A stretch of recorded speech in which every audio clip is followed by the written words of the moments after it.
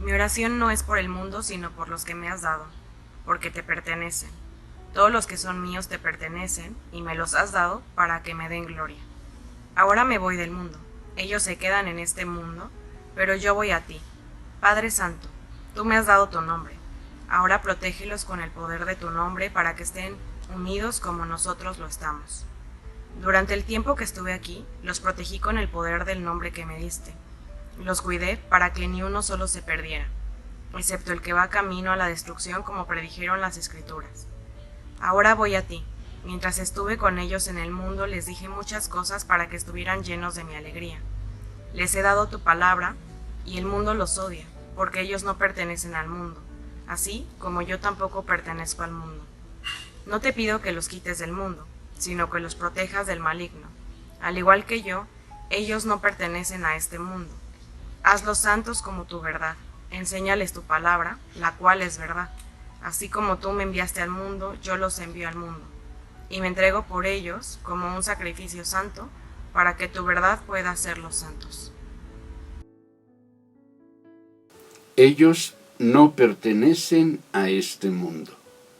Juan 17, versos 9 al 19, en la Nueva Traducción Viviente. Déjame decirte que este es uno de mis pasajes bíblicos favoritos.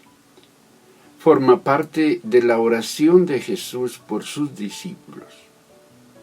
Además de que resulta relevante por el hecho mismo de su extensión, una larga oración, más de 600 palabras según la Nueva Traducción Viviente, el mismo resalta la preocupación que el Señor expresa de distintas maneras por la permanencia de sus discípulos y sus seguidores futuros, nosotros, en la fe.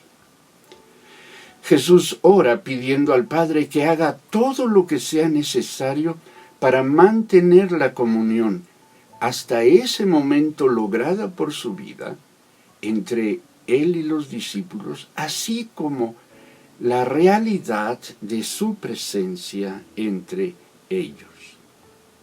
La razón de tal preocupación de Jesús resulta del hecho de que al igual que Jesús vino al mundo, Él envía a los suyos al mundo y con ello nos coloca en una condición de riesgo, de gran riesgo, puesto que al no ser del mundo, sus discípulos tendrán que enfrentar el rechazo y el odio del mundo. En la oración preocupada de Jesús se hace evidente el que la vida cristiana, es decir, la vida al estilo de Cristo, es una forma de vida diferente a la de aquellos quienes no creen ni sirven al Señor. Pero no solo es diferente, es contestataria, es decir, es una forma de vida que polemiza, que se opone, que protesta, a veces brusca o violentamente, contra la forma de vida establecida por Satanás. Para entender mejor esto, debemos considerar que el término mundo, usado por Jesús, cosmos, se refiere primariamente a un orden, no tanto a un lugar, a un planeta, sino a una manera de ser de las cosas, a una manera, una forma de hacer la vida. Al usar tal término, Jesús se está refiriendo al orden que Satanás, el príncipe de este mundo, ha establecido o impuesto entre los hombres y que se contrapone al orden, al reino de Dios. Los cristianos, testigos de Cristo entre los hombres, resultamos agentes de disolución, subversivos del orden establecido, convirtiéndonos así en enemigos del mismo y por lo tanto en objeto de persecución de parte de aquellos que no hacen suyo el orden de Dios. En el inicio de su oración te recomiendo que leas todo el capítulo 17. El Señor hace una especie de exposición de motivos que fundamenta su razón de ser, de Él mismo. Ha venido Él, dice, para dar vida eterna a cada uno de los que el Padre le ha dado. Explica Jesús que la vida eterna consiste en el estar en comunión con Dios por medio de Cristo en esta vida y en la vida venidera. Es decir, Jesús se refiere al interés, al propósito y al quehacer divino en el rescate de quienes al estar bajo el orden del diablo están muertos en sus delitos y pecados. Efesios 2, 1, 2. Jesús mismo es la más grande expresión de tal interés y quehacer divino, y al mismo tiempo es el instrumento más poderoso para deshacer las obras del diablo. Primera de Juan 3:8. Jesús se distinguió por la convicción de su identidad y por su sentido de misión. Ello le llevó a asumir, a hacer propio, que la lucha, el dolor y el sufrimiento resultaban inherentes a su ser y a su tarea. A Pilato, Jesús le asegura: en realidad yo nací y vine al mundo para dar testimonio de la verdad. Juan 18:37.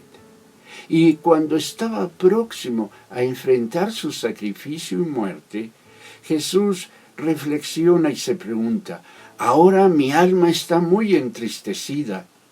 ¿Acaso debo orar: Padre, sálvame de esta hora? Y se responde: pero esa es precisamente la razón para la que vine. Juan 12:27.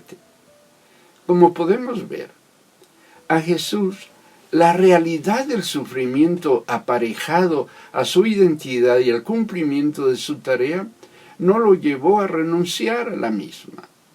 De Jesús podemos decir que literalmente fue fiel hasta el extremo de la muerte. Apocalipsis 2:10.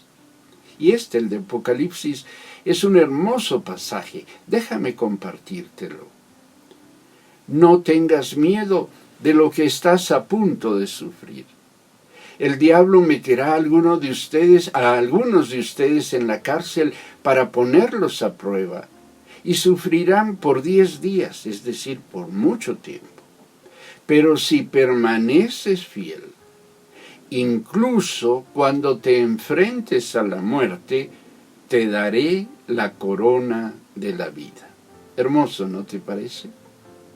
Ahora bien, la oración de Jesús se convierte en un pase de estafeta, como lo hacen los corredores de relevos. Este pase de estafeta Jesús lo hace a nosotros, sus discípulos. Y preocupado por lo que les esperaba, fíjate, Jesús ni busca que Dios encuentre una forma alternativa de cumplir su propósito, ni pide que libere a sus discípulos de la tarea que se les ha encomendado. En el plan de Dios, ante el hecho de la ausencia terrenal de Jesús, nos toca a nosotros, sus discípulos entonces, continuar la tarea que nuestro Señor empezara en las mismas circunstancias que a Él le tocó. Nos toca dar testimonio, hacer evidente y extender el orden de Dios entre el orden del diablo.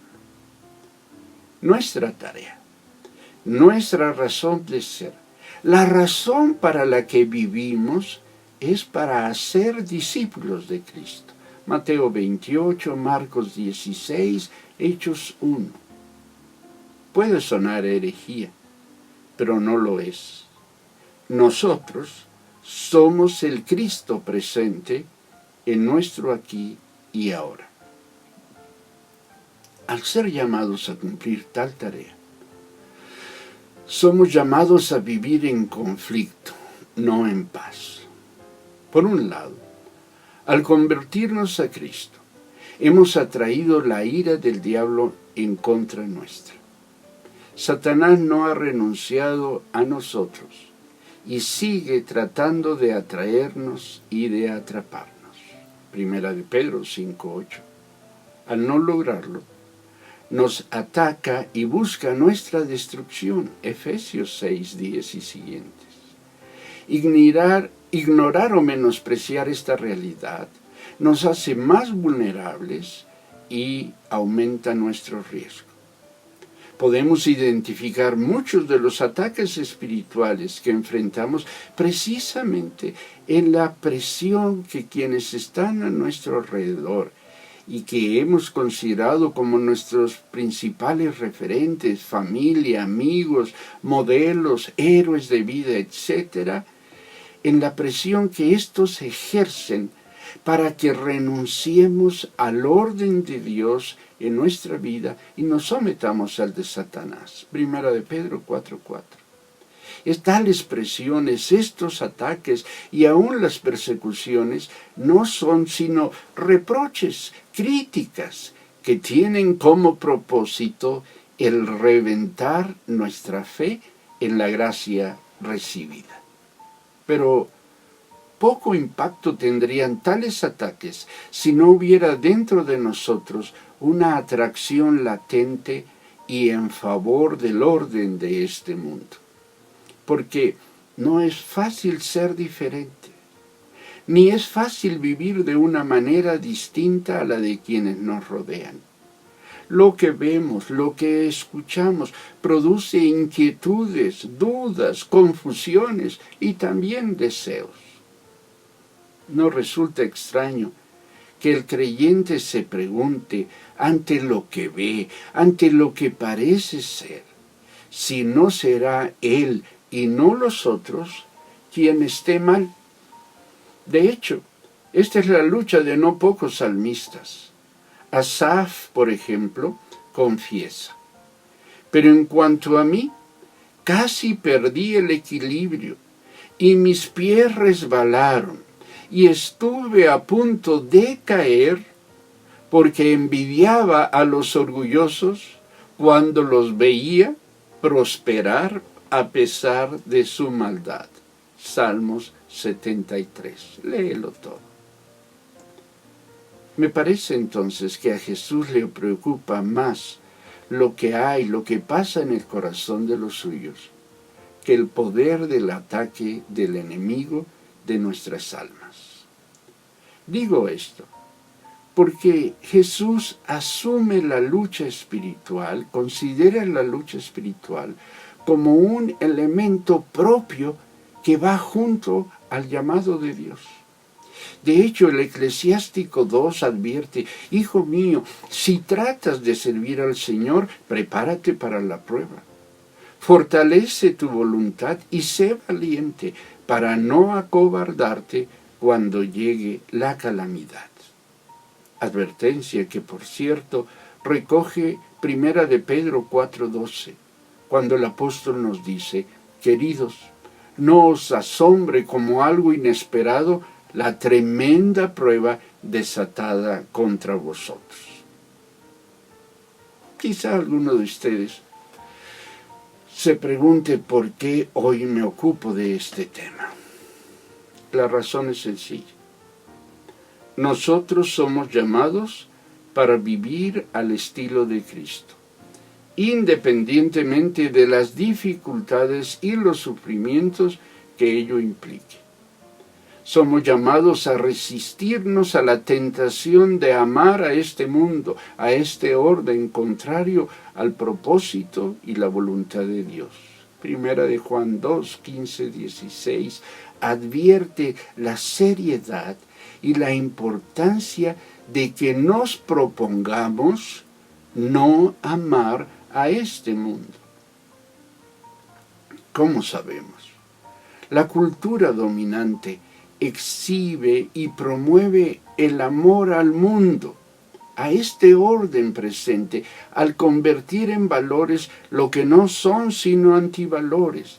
El hedonismo, es decir, la búsqueda del placer como prioridad de vida, el consumismo, la adicción al poder que resulta de las riquezas, etc., y tantas otras cosas más podría añadir. Pero mientras más nos parecemos a quienes no son de Cristo, más perdemos.